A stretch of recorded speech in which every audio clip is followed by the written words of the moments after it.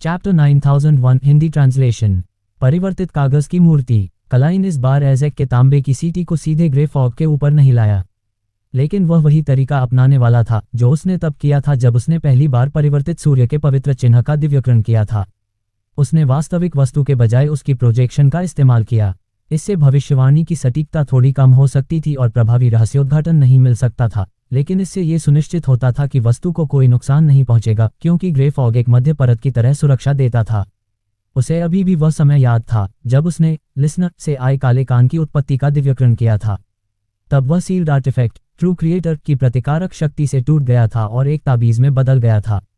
अब जब ये शक था कि ये दिव्यकरण डेथ की लाश या उससे संबंधित किसी अवशेष की ओर इशारा कर सकता है, एक ऐसा सीक्वेंस जीरो देवत्व जिसने बहुत पहले नष्ट होकर भी अभी तक बरसिक्सी पर प्रभाव बनाए रखा है, क्लाइन ने फैसला किया कि वह असली तांबे की सीटी को वास्तविक दुनिया में ही छोड़ेगा और केवल उसकी प्रोजेक्शन से दिव्यकरण करेगा।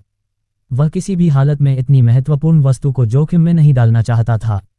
आखिरकार डेथ और ट्रू क्रिएटर एक ही स्तर के अस्तित्व थे। जहां तक बात है कि उसने ग्रोसेल्स ट्रैवल्स का दिव्यकरण सीधे कैसे कर लिया था, तो वह इसलिए संभव था क्योंकि कल्पना के ड्रैगन नामक प्राचीन देवता बहुत पहले नष्ट हो चुके थे। उनकी विशेषता कई बार लोगों के हाथों बदल चुकी थी और वह किताब स्वयं इतनी मजबूत थी कि सी गॉड सेप्टर का पूरा प्रहार भी उसे मुश्किल से नुकसान पहुंचा पाता। इसी तरह मिस्टर डोर शायद केवल एक किंग ऑफ एंजल्स था जो निर्वासित और सील अवस्था में था। वह सिर्फ अपनी बड़बड़ाहट भेज सकता था, वास्तविक नुकसान नहीं कर सकता था। लेकिन क्लाइन जानता था कि ग्रे फॉग की रहस्यमयी शक्ति उसकी गंदगी और क्षति को तुरंत ठीक कर सकती है। मगर अगर एज़ेक की असली सीटी टूट जाती तो वह हमेशा के लिए खो जाती। वह न मी एज़ेक से संपर्क कर पाता, न ही मृतकों को आकर्षित करने के लिए इसका इस्तेमाल कर पाता। बहुत शांति से उसने सीटी की प्रोजेक्शन और अपनी दिव्यकरण की पर्ची हाथ में ली और कुर्सी पर टिक गया। उसने आधी खुली आंखों के साथ जपना शुरू किया। आज इस तांबे की सीटी की असामान्यता का कारण 7 बार जपने के बाद वह गहरी नींद में चला गया और स्वप्न दुनिया में प्रवेश किया। योजक चिन्ह, योजक चिन्ह, योजक चिन्ह। काफी समय बाद उसने एक अंधेरी और उदास का बिगड़े देखा। नीचे जाती गहरी सीढ़ियां, चारों ओर खुले ताबूत, ताबूतों में पड़े शव, उनकी पीठ पर उगे सफेद पंख जिन पर पीले तेल जैसे दाग थे। स्वप्न में भी ये दृश्य उसे अजीब तरह से पहचाना हुआ लगा, जैसे उसने कहीं देखा हो। उसी समय उसने सड़ांध की गंध महसूस की, धीमी सांसें सुनी, अंधेरा और भारी होता गया। मृत्यु जैसी शांति हवा में भर गई। अचानक एक साथ तेज और धीमी बड़बड़ाहट सुनाई दी। ताबूतों में पड़े सफेद पंख वाले शव हवा में उठ गए, अपनी आधी सड़ी और आधी पीली चेहरों से उसके स्वप्न के बाहर झांकते हुए। क्लाइन का दिल रुक सा गया। अदृश्य हाथों ने जैसे उसकी छाती फाड़कर दिल निकाल लिया हो। स्वप्न टूटकर बिखर गया और आखिरी दृश्य ये था। सफेद पंखों के अलावा उन शवों में काले धुंधले नलिकाएं चुभी थीं जो बहुत गहराई में काले धुएं के स्रोत की ओर जाती थीं। वहां से ठंडा दुष्ट काला कुहासा फैल रहा था जो सांस लेने जैसा फैलता सिकुड़ता था। वह दृश्य देखते ही क्लाइन की त्वचा का रंग गायब हो गया। उसकी त्वचा सड़ने लगी, पस निकलने लगा। उसके रोम छिद्रों से महीन सफेद पंख उगने लगे, पीले तेल से दागदार। सीटी की प्रोजेक्शन उसके हाथ में टूटकर काले धुएं में बदल गई।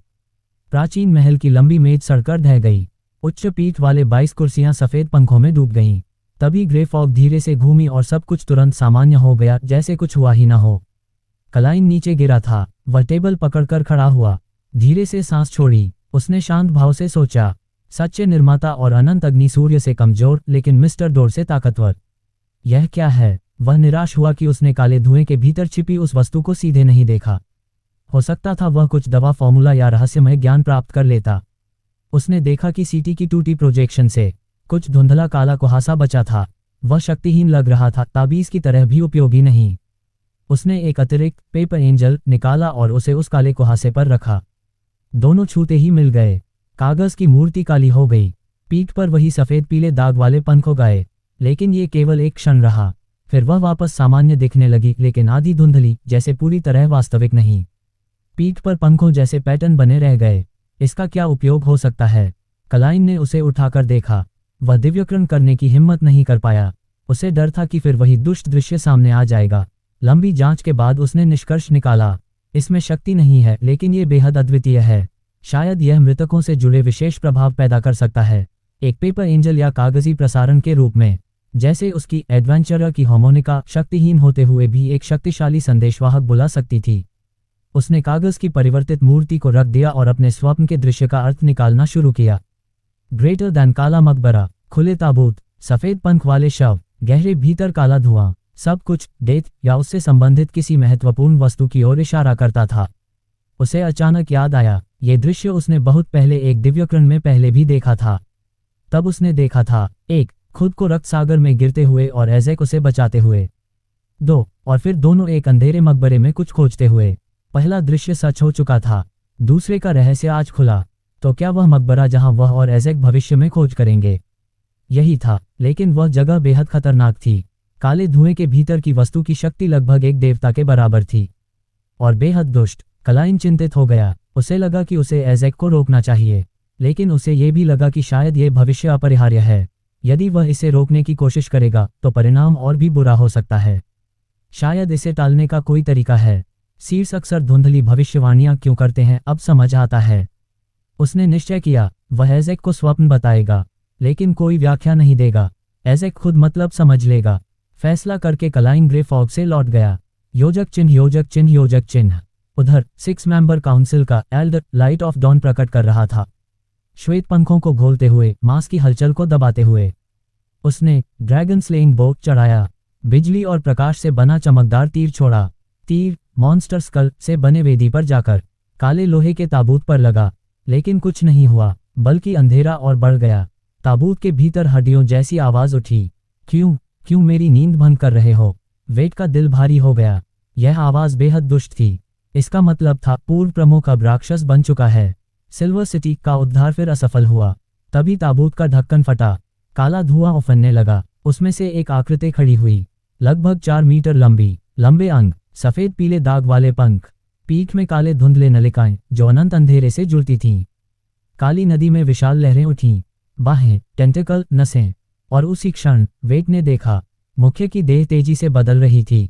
उसकी सूजी मांसपेशियां कपड़ों को चीर रही थीं। चैप्टर 902 छाया शैडो पूर्ण हिंदी अनुवाद। एक पल में ही कॉलिन इलियाड एक 4 मीटर लंबे दैत्य में बदल चुके थे। उनकी त्वचा नीले काले रंग की थी, मांसपेशियां असामान्य रूप से सूजी हुई थीं और उनके शरीर का हर इंच मानो सामान्य मानव सीमा को चुनौती दे रहा था। उनका पूरा अस्तित्व किसी अकल्पनीय शक्ति और दहशत का मिश्रण लग रहा था। यह कोई साधारण परिवर्तन नहीं था। इसे सही रूप से नहीं समझा जा सकता था, क्योंकि इसमें आकार, चौड़ाई, ऊंचाई जैसे सामान्य मापदंडों के साथ साथ जानकारी, आध्यात्मिकता और शक्ति जैसे अमूर्त तत्व भी मौजूद थे। मानो उनके शरीर पर अदृश्य रहस्यमय चिन्ह उभर आए हों, जो सामान्य मनुष्यों की समझ से परे थे। ऐसे प्राणी को ही रहस्यविद्या में मिथकीय प्राणी, मिथकल क्रिएचर कहा जाता है। लेकिन इस समय कॉलिन इलियाड के सिर में बहुत बदलाव नहीं था। बस उनका सिर बड़ा हो गया था और उनके माथे से नाक तक एक काली सीधी दरार सी खुल गई थी, जैसे एक ऊर्ध्व नेत्र का फटना। योजक चिन्ह योजक चिन्ह योजक चिन्ह। अधूरा मिथकीय रूप का जोखिम। सीक्वेंस 2 से नीचे किसी अर्ध देवता का मिथकीय रूप पूरा नहीं होता। ये रूप शक्ति तो देता है, परंतु साथ ही पागलपन और नियंत्रण ह्रास का भारी खतरा भी लाता है। इसलिए अधिकांश संत केवल जीवन मरण की स्थिति में ही ऐसा रूप अपनाते थे। सिटी ऑफ सिल्वर की 6 सदस्यीय परिषद में कॉलिन इलियाड उन विरले लोगों में थे जो इस रूप को नियंत्रित करने में सक्षम थे। योजक चिन्ह योजक चिन्ह योजक चिन्ह। युद्ध की शुरुआत। 2 तलवारें हाथ में लिए, जिन पर अलग अलग मरहम लगे थे। कॉलिन इलियाड जमीन पर कदम रखते ही गर्जन की तरह उछले और सीधे वेदी के ऊपर छलांग लगाकर उस पुराने मुखिया पर टूट पड़े, जिसका शरीर सफेद पंखों से ढका हुआ था। उनके शरीर की आंतरिक रोशनी अंधकार को चीर रही थी और पीछे मौजूद भयावह भ्रमात्मक नदी के जीवों को शुद्ध कर रही थी। साथ ही वेट चिरमॉन्ट अपनी ड्रैगन स्लेइंग बो से बिजली भरे तीर लगातार छोड़ रहे थे। लविया ने अपनी आंखें बंद कर लीं। उनके पीछे मौजूद 5 मीटर ऊंचा चांदी का योद्धा आगे बढ़ा और अपने विशाल तलवार से धरती चीरते हुए वेदी की ओर बढ़ने लगा। उसी समय लविया के पैरों से उठी छाया जैसे किसी जीव की तरह मरोड़ खाने लगी और वेदी की तरफ भागी, लेकिन उसका लक्ष्य उस दानव का शरीर नहीं था। उसका लक्ष्य वह काली, अनंत तक फैली हुई सूक्ष्म नलिकाएं थीं जो उस दैत्य के शरीर में धंसी हुई थीं। योजक चिन्ह योजक चिन्ह योजक चिन्ह। क्लेन, जो वास्तविक दुनिया में लौटे थे, समुद्र की गर्जना और वेश्याओं की चीखें सुनकर खिड़की की ओर बढ़े और देखा। आसमान में सीसा रंग के बादल छाए थे। समुद्र में काले बवंडर उठ रहे थे। अजीब जीवों की परछाइयां वास्तविकता की दीवारों पर दस्तक दे रही थीं। ये दृश्य नर्क जैसा भयावह था। क्लेन तुरंत समझ गए कि यह सब उनकी दिव्य ज्ञान क्रिया डिविनेशन के कारण हुआ था। उनके द्वारा ग्रे फॉग पर दिव्य ज्ञान करने से किसी अज्ञात दैवीय अवशेष को क्रोध आया था, जिसने पूरे बर्जर्क समुद्र को उथल पुथल में झोंक दिया। उन्होंने तुरंत आजिक की कॉपर विसिल को ग्रे फॉग में समर्पित कर दिया ताकि वह उन्हें ट्रैक न कर सके। योजक चिन्ह योजक चिन्ह योजक चिन्ह। सिटी ऑफ सिल्वर के भूमिगत मकबरे में लड़ाई अपने चरम पर थी। कॉलिन इलियार्ड ने दोनों तलवारें उस राक्षसी पूर्व प्रमुख के शरीर में गाड़ दी थीं। वेट का बिजली भरा तीर उसके सिर पर निशाना साधे था। ऊपर से लविया की छाया उछलकर उन काली नलिकाओं को पकड़ने गई और उसी क्षण एक गहरी आवाज गूंजी, भाग्य, फेट। छाया ने जैसे ही छलांग लगाई, वास्तविकता विकृत हो गई और वह कॉलिन इलियार्ड पर जा गिरी। कॉलिन की आंखों में उषा जैसी शुद्ध रोशनी भड़क उठी। रोशनी फटकर पूरे क्षेत्र में फैल गई। छाया जलकर राख हो गई। लविया शांत खड़ी रही, न पश्चाताप न डर, जैसे ये सब पहले से ही तय हो। योजक चिन्ह योजक चिन्ह योजक चिन्ह। बेहरेन्स हार्बर में एल्जा विल्सन एक कारीगर के घर पहुंचे थे। बातचीत, शक, जांच सब चलता रहा। एल्जा ने संदेह पक्का कर लिया कि कारीगर किसी गुप्त संगठन के नियंत्रण में है। योजक चिन्ह योजक चिन्ह योजक चिन्ह। डेनिट्स और एंडरसन की हास्यपूर्ण बातचीत चल रही थी। डेनिट्स भाषाई ताबीज लेने चच गया। वहां के बुजुर्ग बिशप पहले से उसका नाम जानते थे क्योंकि उसकी कप्तान एडविना ने पहले ही संदेश भेज दिया था। अंत में उसे बिना परीक्षा के चांस मिल गए, लेकिन एंडरसन को 2 साल में बड़ी बड़ी किताबें पढ़ने की चुनौती मिल गई। योजक चिन्ह योजक चिन्ह योजक चिन्ह। क्लेन दक्षिणी महाद्वीप की यात्रा वाले जहाज में चढ़ चुके थे। समुद्र में असामान्य गड़बड़ी देख वे समझ गए कि चच भी बर्जर्क सी के बदलते हालात पर सतर्क हो चुका है। अचानक उन्होंने द हैंगमैन की प्रार्थना प्राप्त की। आर्टिजन के संदिग्ध नियंत्रण का मामला था। उसी समय लिटिल सन डेरिक ने मकबरे की घटनाएं विस्तार से बताईं, जिससे क्लेन ने निष्कर्ष निकाला, न्यूमिनस एपिस्कोपेट का आर्टिफिशियल डेथ प्रोजेक्ट शायद सफल हुआ है। काली नलिकाएं, सफेद पंख, मृत्यु की गूंज, सब उसकी दिव्य ज्ञान में भी दिखाई दिया था। क्लेन ने गहरी सांस ली। एक बार फिर मेरी और ट्रू क्रिएटर की टक्कर हो गई। योजक चिन्ह योजक चिन्ह योजक चिन्ह। और इस तरह अध्याय समाप्त होता है। सीएल्फ का घर टिपिकल बैचलर्स की तरह गंदा और बिखरा हुआ नहीं था। हर चीज अपनी जगह पर ठीक से रखी हुई थी और किसी भी सरफेस पर धूल का निशान तक नहीं। आर्टिजन होने की वजह से पैसे की कमी नहीं थी, बस वो अपने सीक्रेट्स की वजह से परमानेंटली सर्वेंट्स नहीं रख सकता था, इसलिए वो आवर बेस्ड हेल्पर्स कॉम्प्लेक्स में काम करवाता था। घर देखते हुए एल्जा को कुछ भी अनयूजुअल नहीं लगा। फर्नीचर सिंपल था, कोई महंगा शोपीस, पेंटिंग या स्कल्पचर नहीं, बिल्कुल एक नॉर्मल आदमी का घर जैसा। एल्जा जानता था कि सीएल्फ असल में एक रिच टाइकून जैसा इंसान है, लेकिन उससे दिखावे पर पैसे उड़ाने का कोई शौक नहीं था। वो लिमिटेड एडिशन महंगी वाइन खरीद सकता था, मिस्ट्रेस को एक घर गिफ्ट कर सकता था, लेकिन कापट्स, कटलरी, पेंटिंग्स पर एक पेनी भी वेस्ट नहीं करता। एक कप सोनिया ब्लड वाइन एल्जा ने सीधा डिमांड किया, जैसे फ्री में पीने आया हो। सीएल्फ ने कंधे उचकाए। तुम लकी हो, मेरे पास लैंटी प्रूफ नहीं है। वो बार काउंटर पर गया, एक सुंदर सोनिया ब्लड वाइन बोतल निकाली और 2 ग्लास रख दिए। एल्जा ने एक सोफा पकड़ा और बैठ गया। बैठकर उसने अपना गालर और गर्दन हल्का सा घुमाकर स्ट्रेच करने का ड्रामा किया, लेकिन असली मकसद था घर को ऑब्जर्व करना। सीएल्फ डेकोरेशन पर पैसा नहीं उड़ाता था, इसलिए एल्जा ने जल्दी हाई सब नोट कर लिया। उसका नजर एक ग्लास कबर्ड पर जाकर रुका। वहां कुछ सूखे हुए फूल और पत्ते रखे थे। Red rimmed flowers, blood moon flowers, monkey faced tree leaves. इन तीनों की एक बात कॉमन थी, ये सब साउथ कॉन्टिनेंट के प्लांट जो नॉर्थ कॉन्टिनेंट में ना के बराबर मिलते हैं। एल्जा ने आंखों से धीरे से अन प्लांट्स पर नजर डाली और दिमाग में नोट कर लिया। सीएल्फ 2 ग्लास लेकर आया। एल्जा ने एक ग्लास लेकर कैजुअलिसी के रीसेंट सिचुएशंस पर बात शुरू कर दी। दोनों ने आधी बोतल खत्म कर ली। ग्लास खत्म होते हाय एल्जा मुस्कुराकर उठ गया। अच्छा, मैं चलता हूँ। योजक चिन्ह योजक चिन्ह योजक चिन्ह। 5 मिनट बाद एल्जा वहां से निकला। हाय था कि उसके बाद सीएल्फ चुपचाप उठकर स्टेयर्स के पास गया और एक वुडन डोर खोला जो सेलर की तरफ जाता था। अंदर से आवाज आई। क्या उसने कुछ शक किया? नहीं। फिर भी तुम्हें यहां से निकलना होगा। ये जगह तुम्हारे रहने लायक नहीं रही। अभी भी कुछ कमीशन पेंडिंग है, उन्हें भूल जाओ। उनसे कोई कांटेक्ट मत रखना। तुम एक नई जिंदगी पाने वाले हो। ठीक है। योजक चिन्ह योजक चिन्ह योजक चिन्ह। एल्जा का रिएक्शन। 2 बिल्डिंग्स दूर एल्जा एक गार्डन बेंच पर बैठा था, हाथ से कान को कप करके हवा में बिखरी हुई बातों को सुन रहा था। उसकी फेस एक्सप्रेशन से हाई पता चल रहा था, उसका शक सही था। सीएल्फ किसी के कंट्रोल में है। योजक चिन्ह योजक चिन्ह योजक चिन्ह। वेस्ट बालम बेयरेंस harbour, outside an ordinary house. डेनिट्स घबराते हुए पूछो, तुमने मुझे यहाँ क्यों भेजा? तुम 2 चर्च ऑफ नॉलेज के लोगों से बुरा रिश्ता रखते हो। एंडरसन ने हल्का सा हंसा। बुरा नहीं, बस दोनों एक दूसरे को अवॉइड करते हैं। डैनट्स, बट लैंग्वेज चार्म कैसे मांगना है? अगर मैंने मिस्टिसिज्म बोला तो वो मुझे पकड़कर बंद कर देंगे। एंडरसन ने एक्सप्लेन किया। सीधा उन्हें बैटो कि तुम्हारा नाम एंडरसन हुड का दोस्त होने के नेट आए हो। ये भी बैटो कि तुम जल्दी में हो और ड्यूटेनीज सीखने का टाइम नहीं। बस उन्हें इम्प्रेस करना है कि तुम और लैंग्वेजेस जानते हो। डैनट्स के सर में दर्द। फिर टेस्ट लेंगे। एंडरसन का चेहरा एक सेकंड के लिए जम गया। क्लियरली टेस्ट से वो खुद भी डरता था। डैनट्स अंदर गया। अंदर एक स्कॉलर टाइप बुढ़ा आदमी बैठा था। बिना कुछ बोले उसने कहा, डैनट्स शॉक। बिशप ने सीधा पूछो, लैंग्वेज कॉम्प्रहेंशन चार्म्स चाहिए? डैनट्स, हाँ। बिशप ने पॉकेट से 4 ब्रास चार्म्स निकाले। ये 2 महीने चलेंगे, काफी होने चाहिए। डैनट्स हवाबाज होके खड़ा रहा। के बस इतना है। बिशप ने बताया, तुम्हारी कैप्टन ने मुझे मैसेज भेजा। वो कह रही थी तुम भागकर सीधा हार्बर में घुस गए। उसने तुम्हारे लिए चार्म्स पहले से हाई रेडी रखे थे। डैनट्स अपने आप को थप्पड़ मान वाला था। फाइनली डैनट्स बाहर आया। एंडरसन ने पूछो, फेल हो गए टेस्ट में? डैनट्स, नहीं, कोई टेस्ट हाई नहीं हुआ। एंडरसन ने सोचा, हेल्प फ्रॉम योर कैप्टन। डैनट्स ने एक पेपर पकड़ा कर दिया। ये बिशप ने तुम्हारे लिए दिया है। ए रियल हंटर प्रे की साइकोलॉजी समझता है, और ये सिर्फ टेबल ऑफ कंटेंट्स है। वो चाहते हैं तुम ये सब बुक्स 2 साल में पढ़ लो। एंडरसन का चेहरा फ्रीज। योजक चिन्ह। देसी बे एस्केल्सन हार्बर। क्लेन ने शिपली और बजर्क सी पर सफर शुरू किया। वहां लीन नेवी स्ट्रेंज वेदर को मॉनिटर कर रही थी। शिप में क्लेन सडनली एक डिविनेशन से प्रेयर सुनते हैं। द हैंग मैन उनके हेल्प मांग रहा था। फिर लिटिल सन डेरेक मौसोलियम की पूरी हॉरिफिक डिटेल्स बताता है।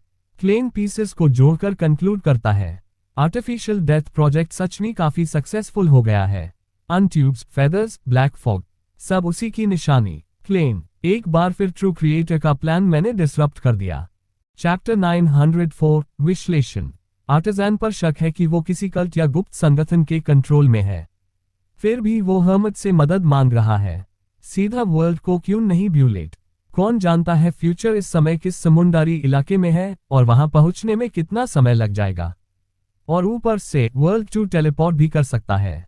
हैंगमैन की प्रार्थना सुनकर क्लेन ने एंडर्टी रूप से तुरंत इसका विरोध किया। यूस लगा कि अगर हर्मट को भेजा गया तो शायद मौका छूट जाएगा और नुकसान हो सकता है। फिर उसने खुद को शांत किया। हैंगमैन जैसा सावधान और अनुभव वाला व्यक्ति इतनी सीधी गलती नहीं करेगा। मतलब वो ये समझकर हाई हर्मट को बुला रहा है कि स्थिति अभी इतनी गंभीर नहीं है कि तुरंत वर्ल्ड की जरूरत हो। इसका मतलब मिस्टर हैंगमैन ये मानना है कि स्थिति अभी पूरी तरह से संकटपूर्ण नहीं है, और शायद वो थोड़ा और देखना चाहता है, ज्यादा जानकारी इकट्ठा करना चाहता है। ऊपर से हर्मट ने पहले हाई ऑफर किया था कि अगर जरूरत हो तो वो मदद करेगी। इसका मतलब वो अभी हैंगमैन के क्षेत्र के आसपास हाई है। कुछ हुआ तो वो तुरंत पहुंच सकती है।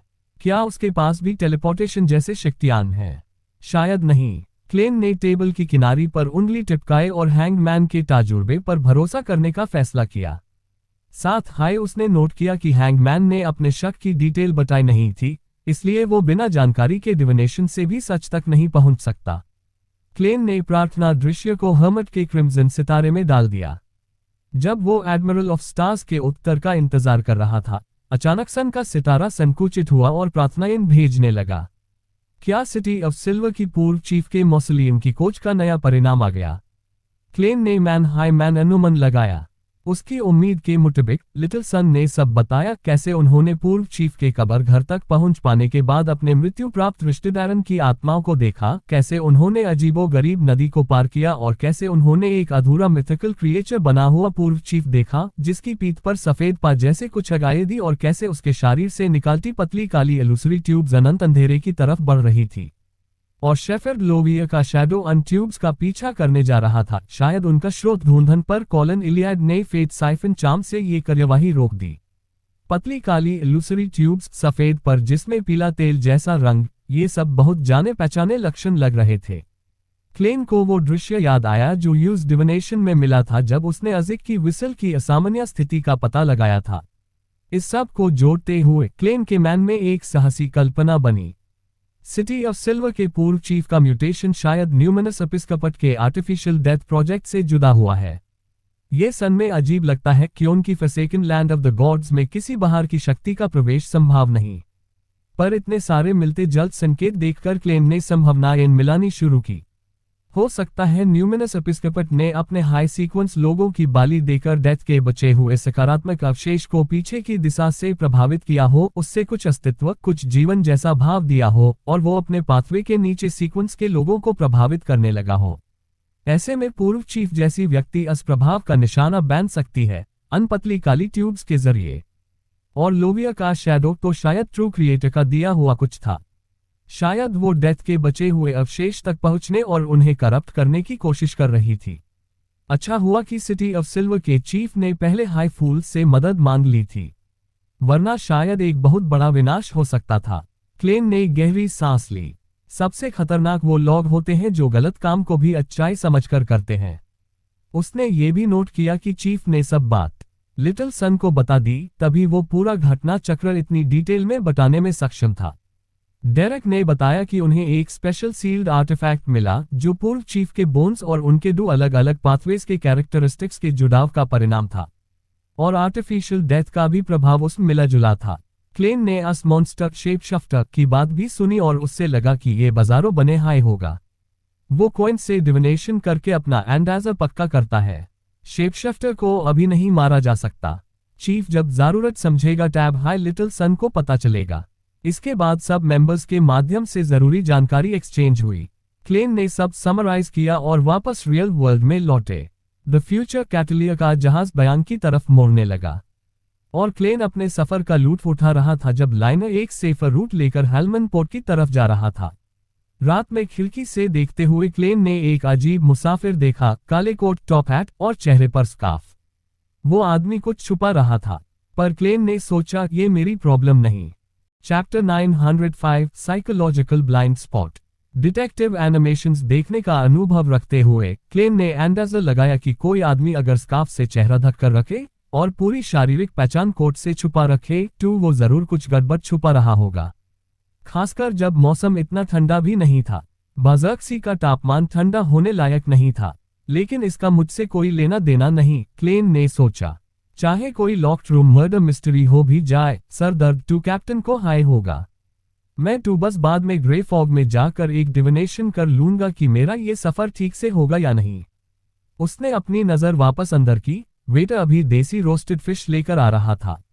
खाने के बाद क्लेन कैबिन में लौट गया और डिविनेशन की। नतीजा साफ था, कोई बड़ा संकट नहीं होगा, सब कुछ सुघड़ तरीक से चलेगा। इसका मतलब वो आराम से बिना कॉजिटेशन के सो सकता था, और वो आराम से सुबह तक सोती रहा। सुबह लाइनर ने सीटी बजाए और हेलमन हार्बर से रवाना होने लगा। हार्बर ऐप भी थोड़ा दिख रहा था जब क्लेन ने एक आदमी को देखा। उस आदमी ने व्हाइट शर्ट और डार्क ब्लू कोट पहना हुआ था। ऊंची सीधी नाक, गाढ़ी आंखों के गड्ढे, हल्का ब्लू रंग की आंखें और ब्राउन कर्ली बाल। उसका चेहरा तेज, कठोर, जैसे किसी पुराने ग्रीक मूर्ति का हिस्सा हो। उसके चेहरे पर थोड़ी सी अकात थी। उसने एक झटके में लाइनर की तरफ सीधी नजर डाली। तभी आसमान अंधेरा हो गया, जैसे कोई बड़ी काली दरार खुल गई हो। सीबेड से एक भयानक टाइफून उभरा। लहरों का नीला भंडार ऊपर उठने लगा। अंधेरे चांदी रंग की बिजली ने आसमान को चीर रही थी। एक पैल दिखती, अगले पैल वापस गायब। इस तूफान ने लाइनर और हार्बर के लोगों को अलग अलग दुनियाओं में फेंक दिया। बजर्कसी का अपोकलिप्टिक रूप। शिप कुछ नहीं कर सकता था, बस सेफ सी रूट पर आगे बढ़ना था। क्या अजीब और कितनी सही टाइमिंग। क्लेन ने सोचा, ये एक कोइंसिडेंस नहीं हो सकता। हार्बर वाले आदमी ने शायद उस छुपाने वाले मुसाफिर को ट्रैक किया था, और जिस आदमी ने अपना चेहरा ढक रखा था उसने मुश्किल समझकर मौसम को हाई बदल दिया, लाइनर को मजबूरन अलग रूट पर भेजने के लिए। अगर ऐसा है तो वो आदमी डेमीगॉड या ग्रेड 1 सील्ड आर्टिफैक्ट जरूर रखता होगा। क्लेन के पास भी ऐसे तूफान लेन की शक्ति सिर्फ सी गॉड सेप्टर से हाई थी, वरना एक और तरीका था, अजिक का कॉपर विसल फेंक दे और पूरा सी पागल हो जाए। संजीदा सी हंसी के साथ क्लेन ने सोचा, मुझे सिर्फ एक अमीर व्यक्ति के तरह सदर्न कॉन्टिनेंट जाना था, पर यहाँ 2 डेमीगॉड लेवल का चेस चल रहा है। मेरा सीक्वेंस इसके दबाव के लायक नहीं। तूफान धीरे धीरे कम होने लगा। क्लेन डेक पर खड़ा था जब स्पिरिचुअल सेंस ने उसका ध्यान खींचा। हेलमन हार्बर की दिशा से एक सफेद आग का भयानक गोला तेज रफ्तार से आ रहा था। वो एक बड़ी जलती हुई भला स्पीयर निकली। वो भला लाइनर के बो पर जा लगी, मगर कोई आग या धमाका नहीं हुआ। सिर्फ हल्की सी लकड़ी जली और फिर उस आग से एक आदमी का रूप बनने लगा। वही आदमी जो हार्बर पर खड़ा था, गाढ़ी आंखों वाला ब्लू आइड डेमीगॉड। वो धीरे धीरे डेक पर से गुजरा और कैबिन में चला गया। ड्वेन डैंटेज क्लेन ने चैन की सांस ली। आदमी उसके लिए नहीं आया था। उसके ख्याल में बस एक बात आई, अगर लड़ाई फूट पड़ी तो इस शिप का कोई चांस नहीं। मैं टेलीपोर्ट कर सकता हूं, पर इन बेचारे टूरिस्ट्स को कौन बचाएगा। तभी कैबिन से एक शरीर उड़ते हुए डेक पर घिरा। वही शनकास्ट टूरिस्ट जो स्कार्फ से चेहरा छुपा रहा था। हाफ फेस दिख रही थी, लाल नाक, मोटी दाढ़ी, थक लगा हुआ मुंह के पास, आंखों में दहशत। वो पीछे घिस जा रहा था। डेमीगॉड भारी इंटीज भाषा में बोला, किसने तुम्हें ये आइटम दिया था? और ये बेवकूफी भरी भेष बदलने को कहा। टूरिस्ट बिल्कुल टूट गया था। मैं नहीं जानता। एक आदमी ने मुझे ये दिया, वो भी स्कार्फ पहन था। 100 पाउंड दिए। बोला शिप पर चढ़कर सदर्न कॉन्टिनेंट तक जाऊं और वापस आ जाऊं।